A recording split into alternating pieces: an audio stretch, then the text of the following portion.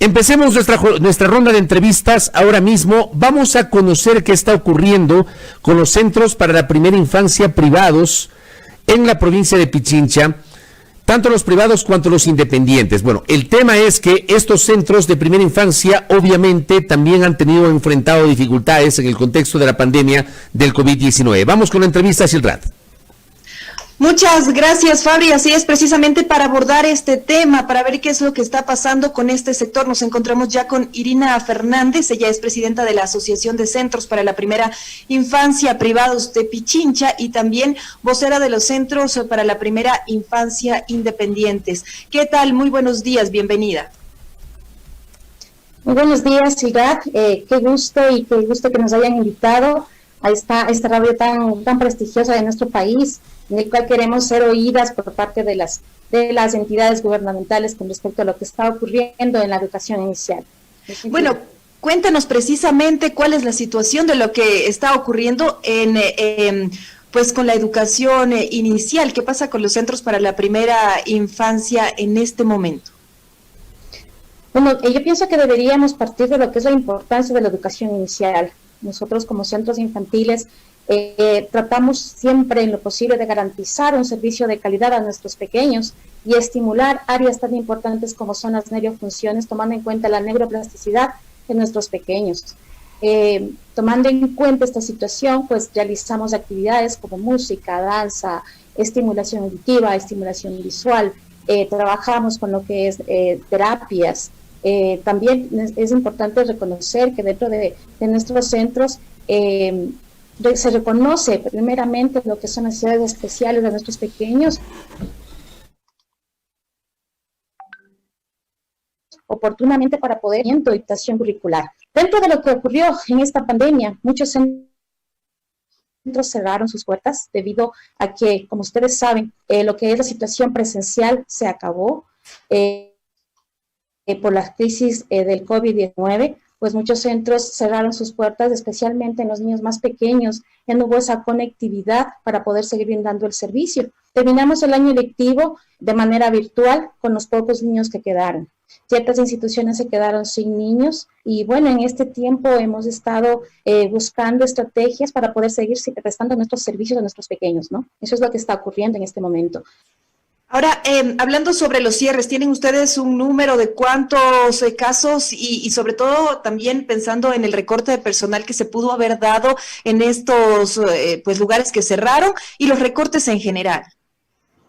Tenemos unas estadísticas que se tomó de una muestra de 80 centros infantiles, que dice que se cerró el centro infantil, el 40.5% de centros están cerrados por el momento, ya con los documentos al día en el Ministerio de Educación de cierre de los centros infantiles. El 59% aún estamos en la lucha, esperando nuevas normativas y nuevas políticas que nos permitan reactivar nuestro centro de trabajo. O sea, estaríamos hablando de que de 80 centros para la primera infancia, ¿qué porcentaje nos dijo que han cerrado? El 40% están cerrados. El 40%, mientras que el otro 59% está tratando de mantenerse.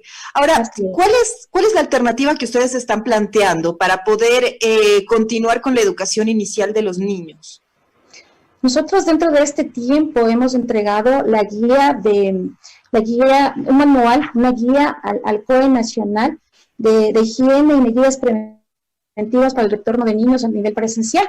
El COE Nacional ya nos aprobó esta guía, pero tomando en cuenta la semaforización por cantones, como se está tomando del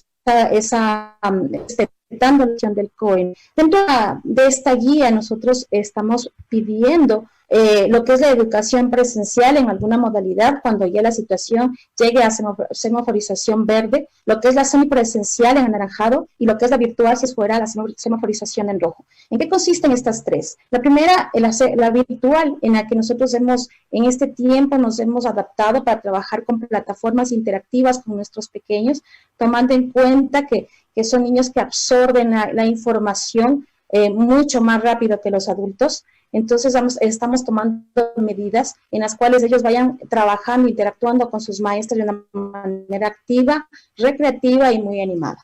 La segunda opción es la semipresencial que estamos pidiendo, en la cual se haga una estimulación a nuestros pequeños durante la semana, 1 o 2 veces por semana, para reforzar conocimientos. Y en el caso de los niños vulnerables, que son niños con alergias o que realmente no pueden acercarse al centro infantil, pues se delegará a una de nuestras maestras o nuestros terapistas para que vayan a las casas a trabajar con ellos conjuntamente, todo esto y con medidas de prevención con los padres de familia. Ahora, ¿cómo trabajarían este tema de las medidas de protección, de prevención? ¿Cuáles serían los procesos de bioseguridad para los niños? Porque tomando en cuenta, entre ellos se abrazan, ellos, ¿cómo garantizar que tengan un distanciamiento social, sobre todo en el tema de si es que pues se les aprobara el tema semipresencial o presencial? Son niños pequeños, ¿no? Entonces están muy acostumbrados a pegarse, a tocarse, a abrazarse. ¿Cómo garantizar que se cumplan los procesos de bioseguridad? Es una situación bastante compleja y podría también ser una fuente de contagios. Bueno, como le estaba informando, nosotros estamos respetando las normativas que nos exige la ley y el COE nacional. En lo que son aforos, pues se reducirá a un porcentaje bastante mínimo el hecho de compartir con los pequeños. Como les decía, en la manera semipresencial irán por horas para trabajar en refuerzos con las maestras.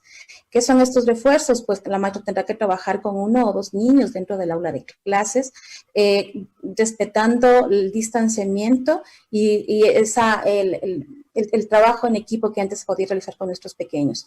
Lo importante es seguir conectados y seguir trabajando con ellos para que no pierdan esta secuencia de aprendizajes que es muy importante en estas edades.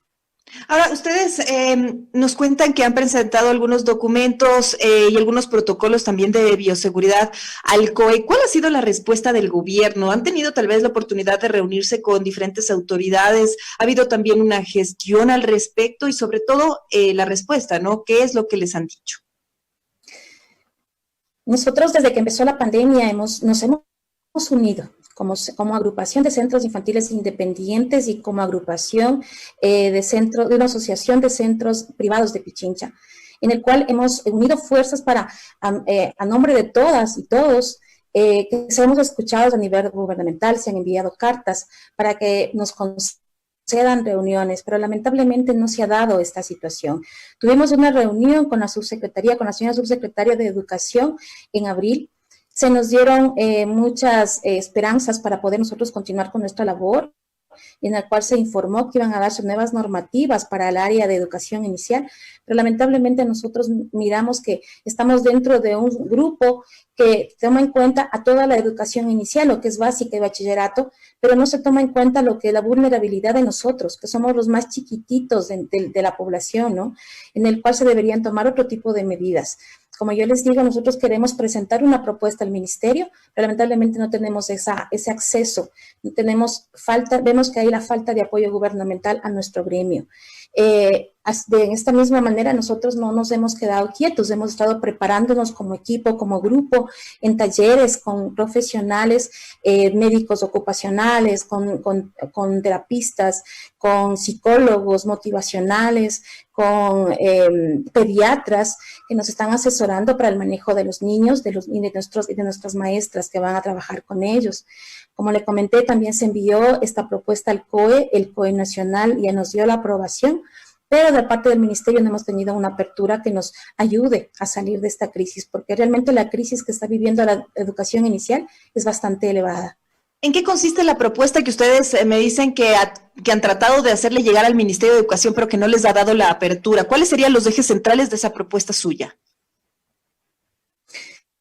Como yo le había comentado, seguir los lineamientos que se entregó dentro de la guía del manual al COE nacional, en el cual se explica cómo sería la situación de educación presencial, cómo sería la educación semipresencial, virtual y en el caso de los niños vulnerables. Es el mismo que presentaron al COE. Es el mismo, exactamente. ¿Cómo se va a trabajar con nuestros pequeños? La adaptación, porque consideramos que durante todo este tiempo que los niños pasaron en familia, también es bastante complicado que haya un acercamiento con nuestras maestras, pues tenemos que trabajar también en esas áreas de adaptación con nuestros pequeños. Usted nos ha explicado que es muy importante que los menores de entre 3 a 5 años, los de educación inicial, continúen su proceso de estudios, pero realmente, en caso de que pudiera ser virtual, ¿las herramientas digitales sirven para ellos considerando su edad? ¿Qué tan efectivo es realmente? Bueno, le voy a hacer un ejemplo. Yo soy psicóloga dentro de mis funciones como dentro de una institución. Y muchas veces antes de la pandemia nosotros habíamos visto muchas actitudes de nuestros pequeños en las cuales se ve que el padre de familia, para no prestarle la atención porque se ha visto, toma el celular, coge la laptop, trabaja en esto. Y muchos niños saben el manejo, antes de la pandemia sabían el manejo perfecto de teléfonos, de celulares, de laptops, hasta de computadores. Entonces, vemos que la neuroplasticidad en nuestros pequeños a estas edades es muy amplia. Ellos pueden adaptarse a este tipo de comportamientos, a este tipo de actividades. Entonces, nosotros queremos aprovechar a través de estas oportunidades virtuales para poder llegar a nuestros pequeños, con actividades interactivas y de aprendizaje, no en videos o a lo mejor en otro tipo de actividades que no son nada productivos para su desarrollo cognitivo, emocional y social. Ahora, ¿ustedes han considerado también la idea de una reducción en el tema de pensiones o en un acuerdo con los padres de familia para facilitar de alguna manera los pagos considerando la pandemia y lo golpeada que está la economía del país? Creo que sí, nosotros desde que se dio la ley humanitaria, nosotros estamos en contacto con los padres de familia y se han hecho descuentos acorde a la situación socioeconómica de ellos. Como centros infantiles legales, nosotros tenemos resolución de costos que nos emite el Ministerio de Educación. Dentro de la ley humanitaria lo que se nos dice es que debemos hacer descuentos hasta el 25% de acuerdo al estudio socioeconómico de las familias. En cuanto a lo que son útiles, en cuanto a lo que son uniformes, también se está brindando ese apoyo. Creo que eso ya depende de políticas internas de cada centro, pero de igual manera queremos brindar apoyo dentro de la situación también como padres de familia. Muchas gracias, le agradecemos por esta entrevista, Irina Fernández, presidenta de la Asociación de Centros para la Primera Infancia Privados de Pichincha y vocera también de los Centros para la Primera Infancia Independientes. Muchas gracias por esta entrevista. Muy gentil. Son las 7 de la mañana con 22 minutos. En la primera hora estábamos hablando de la situación de los centros de atención a la primera infancia debido a la pandemia.